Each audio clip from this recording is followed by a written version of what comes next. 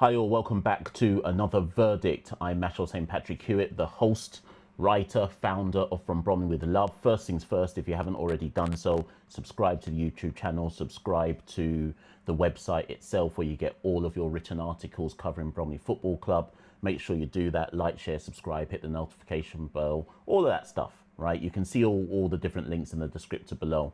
But I'm recording this about an hour and 10 minutes after the end of the Bromley victory over Cheltenham at Whaddon Road as Bromley continue their unbeaten start to the season. We have now drawn 0-0 away at Shrewsbury, beaten Barnet 2-0, drawn 2-2 with Fleetwood at Hayes Lane, and now beaten Cheltenham 2-1.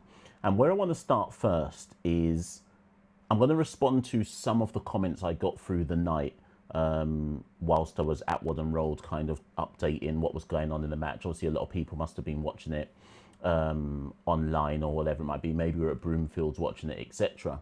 Now, my thing is this: just because Cheltenham have had a bad start to the season, 3 straight defeats, no goals, no points, bottom of the league, etc., you still have to earn the right to a victory. And I do feel that maybe, or perhaps some people said to themselves, right, this is going to be an easy Bromley victory. So anything other than an easy Bromley victory means we have to be hypercritical of the performance. Were Bromley good tonight?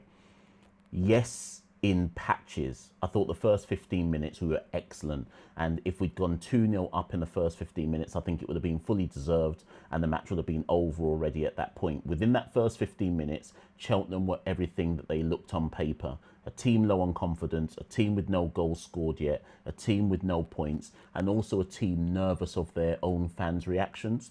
When Omar Sholmi gave us the lead 14 minutes in, it was a good cross from Mitchell Pinnock from a well-worked free kick. Sholmi kind of slides in at the back post to give Bromley the lead. The fans immediately switched like that. The boos started.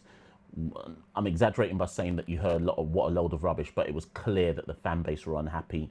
Loads of people around in front of me in the press area saying, sort this out, this is nonsense, so on and so forth. So I get it, right? I get why the Cheltenham players would be performing with a bit of trepidation almost, and apprehension and tentative in their decision making.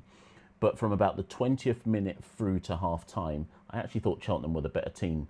Andy alluded to it in his post-match chat with me, where he said Bromley went away from what had worked for them thus far in the match, and Cheltenham really started to build up a head of steam. I'm not saying we were fortunate to go in at half-time 1-0 up, but Grant did have to make 2 good saves, one in particular from Jordan Thomas. Jordan Thomas was probably the best player on the pitch from the Cheltenham perspective on the night, and Grant had to make, like I say, 1 good stop at his near post and then a flying save from Jordan Thomas to make sure that we went into at half-time 1-0 up.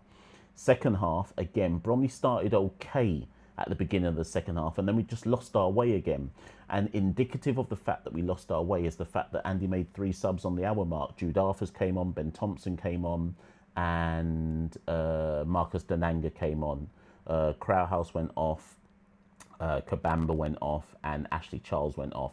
And again, as Andy kind of alluded to post-match, it was, I wouldn't say we were leggy, but again, I'm going to use Andy's words, we were struggling to just get a grip and get a control of proceedings and slow down the tempo and kill the game a bit and ensure that Cheltenham couldn't just come at us in waves of attack and building up a head of steam.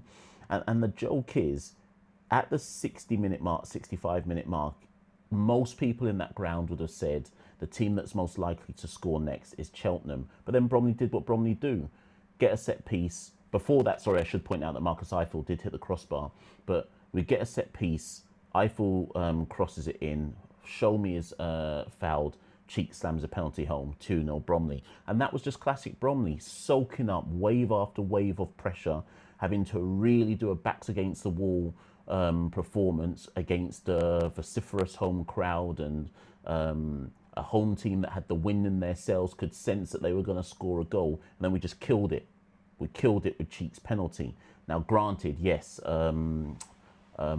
Josh Martin pulled a goal back about 2 minutes after Cheek had scored, and then once again the game almost went back to the previous pattern of Cheltenham pushing, trying to get a goal back, again. Grant pulled off a good save, tipping one over the bar, and it was just heroic defending from there. Byron Webster came on to see out the last 10 minutes plus 8 of injury time, and that's why I said to Andy at full time, I kind of said, actually, when Byron came on, yes, Cheltenham was still pressing. Yes, Cheltenham was still pushing. But I don't actually remember Cheltenham having a big chance after Byron came on. That's not for me. That's not me trying to say, oh, Byron made sure that we closed out the game. But I do think his experience was important. I don't remember Cheltenham actually having a chance in the last 18 minutes, 10 plus 8 minutes of injury time or stoppage time again in the match. Was it a classic Bromley performance? No. Was it a Bromley in? Yes, kind of.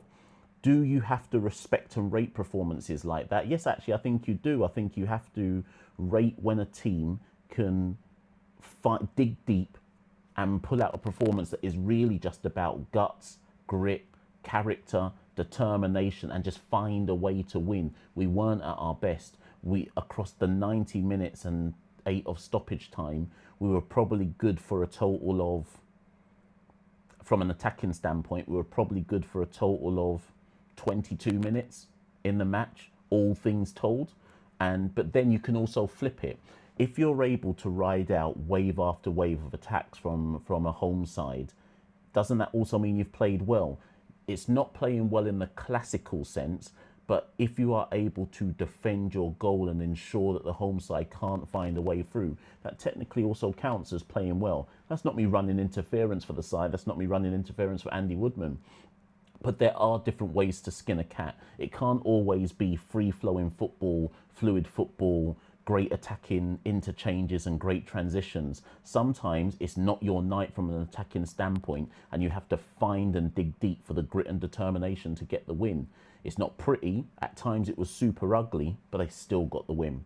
So they go into Notts County now on the Saturday, 4 games unbeaten in the league, obviously beat Ipswich in the cup as well. So Bromley are actually yet to lose this season. Are Bromley the real deal? Still way too early to determine that, but you can't criticise a team that thus far this season has been unbeaten, and teams just can't find a way through.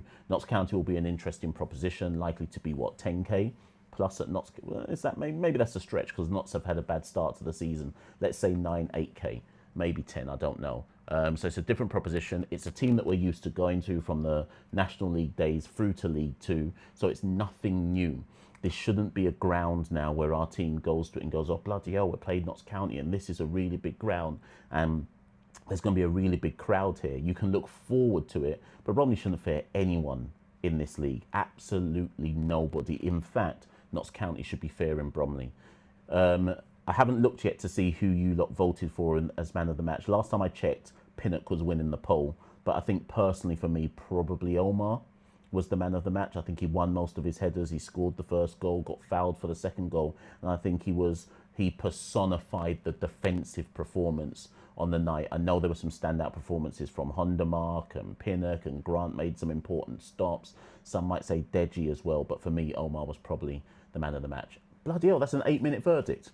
Let me stop, people. Anyways, I'm not going to be at Notts County. If you're watching this and you're somebody who'd love to get involved with some of the stuff with From Bromley with Love, by all means, send me a DM, message me, whatever. I'm looking for somebody who's going to be at Notts County, who wants to write up write up about the performance at Notts County, etc. Maybe you're somebody who's interested in doing some media-related stuff. Hit me up, let me know, because I'm not going to be there. I'm not going to watch it either online because it's my daughter's birthday, so I won't be about on the Saturday. But anyways, that's been the verdict, people. I'll see you all very, very soon.